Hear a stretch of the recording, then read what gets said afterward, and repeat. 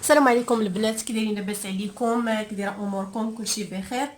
اليوم بغيت نشارك معكم واحد الوصفه صراحه اللي نقدات ليا الحياه ديال ولدي، لحقاش كان قريب غادي يولي ازماتيك، وقريب غادي يولي من يعني كل الا ما قلت لكمش كل ساعتين، يعني راه شي حاجه اللي بزاف، كل ساعتين ولا كل نهار انه عنده جلسه ديال انه يمشي يدير التنفس او يمشي يدير الاكسجين. وراكم عارفين داك التنفس المواد اللي كيديروا ليهم فيه، يعني شي حاجه اللي خطيره، يعني ما يمكنش، يعني الواحد خاصو ضروري يتجنبها قدر الامكان. شنو نقول لكم؟ يعني كان في واحد الازمه، في واحد الحاله نفسيه اللي صعيبه بزاف، والسن ديالو كانت عنده يلاه 3 سنين، من 3 سنين حتى يعني عام 4 سنين، من 3 سنين حتى 4 سنين، يعني عام ديال المعاناه اللي عشت معاه يوميا. واضطريت انني نشري ليه لايغوسول يبقى عندي في الدار، لحقاش وكانوا عندي التوام كما كتعرفوا. يعني يوميا يوميا يوميا كنت 2 مرات 3 لعند الطبيبه اختصاصيه ديال الجهاز التنفسي باش يدير التنفس. يعني شي حاجه اللي صعيبه بزاف، يعني كيتخنق ليا في الليل، كنضطر انني في الليل نهزو نديه لوبيتال ولا لاي بلاصه باش يديروا ليه التنفس، باش ما يبقاش مخنوق وما يبقاش عنده ديك الازمه انه ما قادرش يتنفس. الدري حتى كيولي يقرب يزرق ليا بانه ما قادرش يتنفس وصدرو مزير عليه. يعني بزاف الناس كنعرف، بزاف الامهات كيعانيو من هذا الشيء، لا الدراري الصغار لا الكبار لا لكل شيء. صراحه هذه الوصفه اللي غادي نعطيكم اليوم هي اللي نقداتو وما بقيتش كنستغنى عليها. الا كانت عندكم ديروها لوليداتكم، واي واحد، ماشي غير الناس اللي ممكن انهم يعني في بدايه ديال الضيقه، ولا اي واحد يعني في الكحبه، في انه مبقاش قادر يتنفس مزيان، يقدر يدير هذه الوصفه هذه. الوصفه سهله بزاف، ويمكن لكم تشريوها واجده، راه كاين الزيت ديال هاد العشبه هذه واجد، تقدروا كذلك تشريو وتصايبوها. دابا غادا نبدا معاكم. كما قلت لكم، اول حاجه شنو كنحتاجو الضرو. الضرو بزاف الناس ما كيعرفوش شنو هو الضرو. الضرو هو هاد العشبه هادي، انا غنخلي لكم التصاور ديالها عن قرب باش تشوفوها ومنين خديتها وكل شيء. هذا هو الضرو البنات، كما كتشوفوا هاد النبته هادي ها هي كيفاش دايره. الضرو عنده بزاف الفوائد، وخصوصا الزيت ديالو، يعني مزيانه لامراض السرطان، مزيانه للمشاكل ديال البشره، الامراض اللثه، مزيانه للسعال، واكثريه السعال المزمن اللي مزيانه ليه بزاف، ومزيانه حتى للمعده. يعني شي حوايج اللي في هذا الضرو اللي غني عن التعريف زعما، وممكن كاين شي ناس ما كيعرفوش صراحه وما كيعرفوش الفوائد ديالو. هو الريحه ديالو واحد الريحه اللي زوينه، ماشي شي ريحه اللي خايبه ولا شي حاجه هكا، لا، ريحته زوينه. كيحتوي على بزاف المضادات ديال القويه اللي كتقتل السرطان. يعني معلقه ديال الزيت ديال الضرو تقدر انها تقتل لكم الخلايا السرطانيه في الجسم. بالنسبه للجلد، مزيان حتى للجلد، يعني كيحيد الامراض ديال الاكزيما. بالنسبه للفم، انه مثلا اللي عنده مشاكل في اللثه ولا كتلتهب ليه اللثه، كياخذ شويه ديال الزيت ديال الضرو وكيشلل به الفم ديالو وكتحيد ليه امراض ديال اللثه. ولكن اهم حاجه، وبالنسبه حتى للمعده كما قلت لكم، تقدروا تزيدوا غير قطيره ولا 2 قطيرات ديال الزيت ديال الضرو وتشربوه مع الزيت وتشربوه مع اتاي، يعني راه مزيان حتى للمعده. بالنسبه اهم حاجه اللي هي احنا دابا اليوم غاديين باش نهضروا عليها، اللي هي بالنسبه للسعال المزمن، فملعقه وحده ديال الزيت ديال الضرو. البنات، الزيت ديال الضرو غير معلقه وحده منه كتعطي واحد الاسترخاء لديك الشعب الهوائيه اللي كتكون ملتهبه وكتكون مزيره ومقبوطه. كتعرفوا داك الاحساس ديال شي واحد اللي فيه الكحبه وكيحس بان القصبات الهوائيه ديالو متشنجه وانها مزيره عليه. هاد الزيت ديال الضرو كيهدأ دوك القصبات الهوائيه اللي كتكون ملتهبه، وتيخلصها من داك السعال وداك البلعم، تيخليه يخرج مزيان وتي كيما شي داك الدور ديال لايغوسول ديال التنفس انه كيرخي لك دوك القصبات الهوائيه ودوك الشعاب الهوائيه اللي كنتنفسوا منها. هذاك الدور كيديروا هذاك الدور كيديروا الضرو كيديروا هاد الزيت ديال الضرو اللي كتشوفوا كيفاش داير. يعني كتلقاوه فين ممكن تلقاوه كما قلت لكم، غتلقاوه في المناطق الجبليه. انا كنت خديته، هاد العشبه هذه كنت خديتها من البلاصه ما بين عين عوده، اللي كيعرف البلاصه اللي في اللي جهه الرباط ما بين عين عوده والرماني. هي واحد البلاصه اللي خارجه شويه على الرباط، بعيده عليها بشي 50 كيلومتر. يعني هاد البلاصه فين لقيتها بعيده على الرباط بشي 50 كيلومتر. كتلقاوه غير في الطريق، كتلقاوه نابت الشجر ديالو. انا غنخلي لكم التصور باش تشوفوه عن قرب وتعرفوه. والريحه ديالو راها غير كتحكوه بحال هكذا، كتعطيكم الريحه ديالو زوينه ماشي خايبه. المهم نكمل لكم شنو كنقول لكم عليه. يعني كان ولدي وصل لواحد الدرجه اللي صعيبه بزاف. نوريكم حتى لا يغوصو اللي كنت شريت ليه دابا راه كنت تنخمل وجبتها، يعني ما بقيتش كنستعملها. ها نتوما كما كتشوفوا ما بقيتش كاع نهائيا كنستعملها. خديت ليه هاد لايغوسول هنايا، ها نتوما كما كتشوفوا. يعني هذا راه ما بقيتش كنستعملو نهائيا، استعملته لمده ديال عام بشكل يومي بشكل مستمر. هادشي اللي كنت كنستعمل ليه. ها نتوما كلشي كنت شريته. ها هي لاباراي اللي كنت درت ليه، هي هذه هي لاباراي اللي كنت درت ليه هنايا.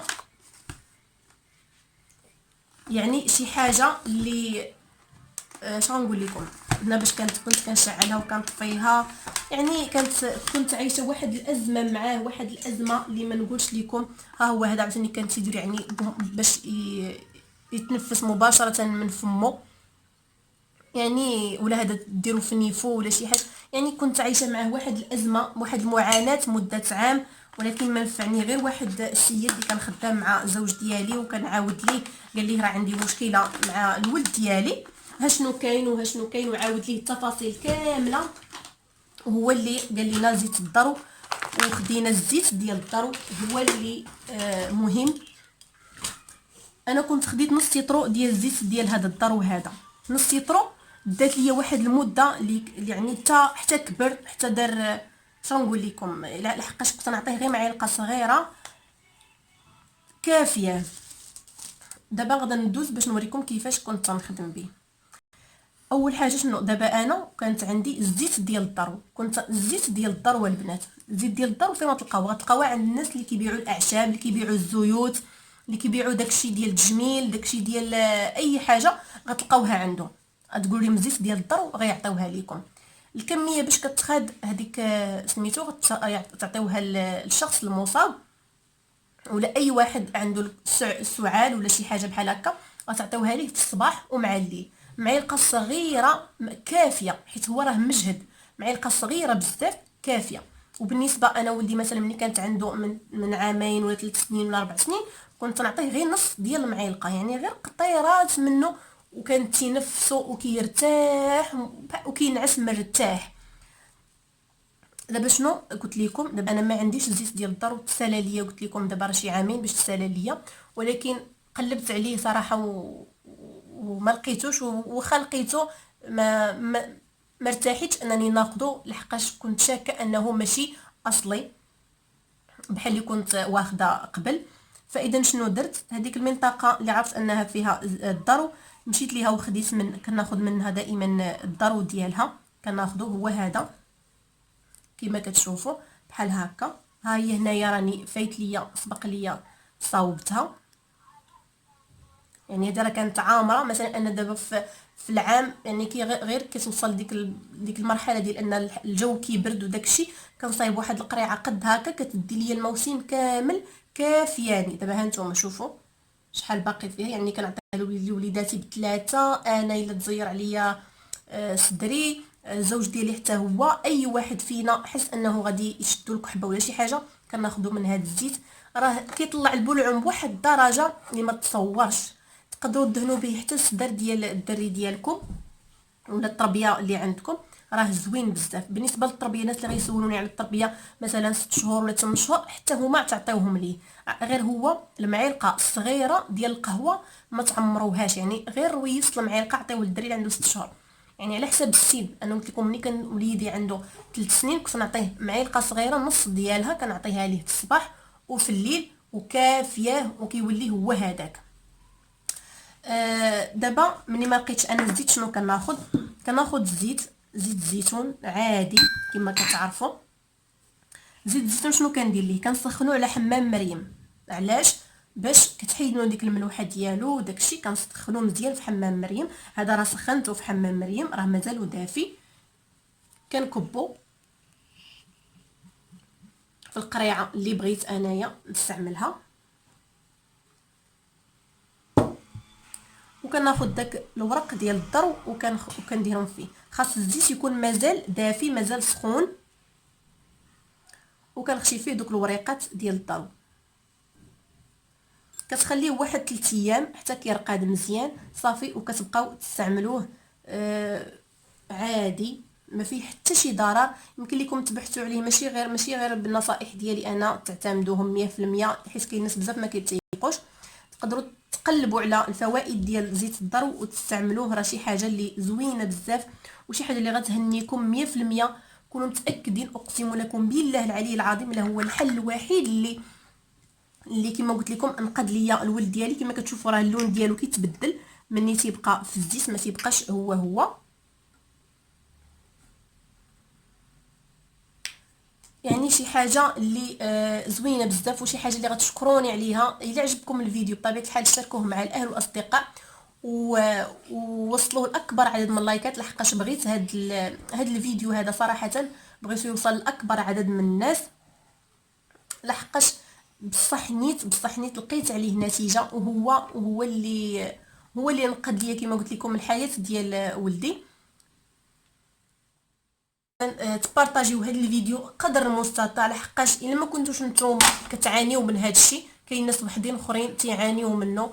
كاين ناس وحدين اخرين عندهم ازمات يوميه مع الازمات ديال الربو، حالات ديال الربو.